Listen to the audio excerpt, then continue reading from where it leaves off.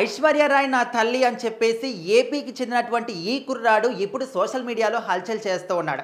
అసలు ఏం జరిగింది? ఎక్కడి నుంచి వచ్చాడు? ఐశ్వర్య రాయ్ తనకు తల్లి ఎక్కడి నుంచి అయింది అని చెప్పేసి చాలామంది కూడా సెర్చ్ చేయడం కానీ, తన గురించి తిన ఎక్కడ ఉంటాడు? ఏంటి? ఐశ్వర్య రాయ్ ఎప్పుడు కన్నదని చెప్పేసి చాలామంది కూడా ఇంటర్నెట్లో ఇప్పుడు సెర్చ్ చేస్తూ ఉన్నారు. సో ప్రజెంట్ జనరేషన్‌లో సెలబ్రిటీలను ఉపయోగించుకొని, వాళ్ళ పేరును ఉపయోగించుకొని చాలామంది కూడా వాళ్ళ ఫేమ్ అవ్వాలంటే ఇట్లా రకరకాలుగా రోత పనులు చేస్తూ ఉన్నారు. మనము డైలీ ఏదో ఒకటి చూస్తూనే ఉన్నాం.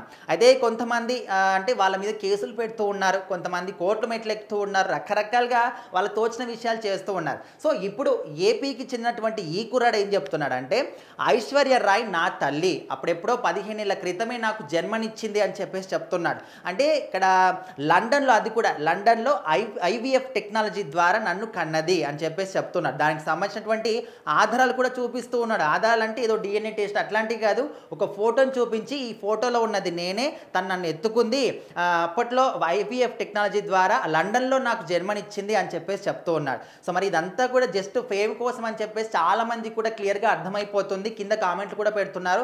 అరే బాబు, ఇది ఏప్రిల్ 1 కాదు నువ్వు ఫూల్స్ చేయడానికి, ఇది ఆగస్టు 1 రా బాబు అని చెప్పేసి కూడా కింద కామెంట్లు పెడుతూ ఉన్నారు. అరే మీకు జోకర్‌గా కావాలనుకుంటే ఏదైనా షోస్‌కి వెళ్ళి చేసుకోండి రా బాబు, ఇట్లా సోషల్ మీడియాలోకి వచ్చి సెలబ్రిటీల మీద పడి అట్లా ఇట్లా ఎందుకు జోకులు చేస్తూ ఉన్నారు?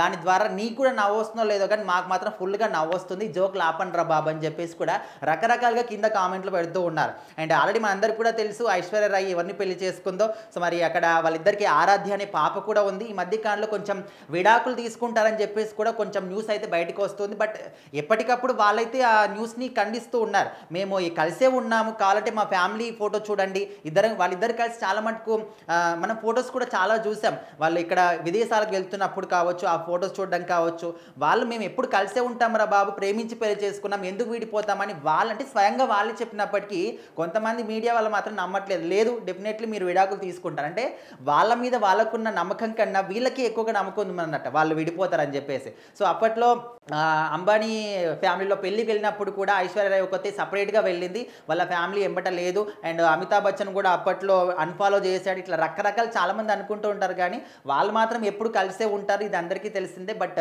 సోషల్ మీడియాలో ఏదో వ్యూస్ కోసమో లేకపోతే ఇంకే దేనికోసమో మాత్రం ఈ విధంగా రకరకాల న్యూస్ స్ప్రెడ్ చేస్తూ ఉంటారు. అందులో ఈ అబ్బాయి ఒకరు ఏపీకి చెందిన అబ్బాయి. సో మరి నా తల్లి తనని చెప్పేసి చిన్న ఫోటో అయితే పెడుతున్నారు. సో అందరికీ ఇది ఫేక్ అని అయితే అర్థమైపోయింది.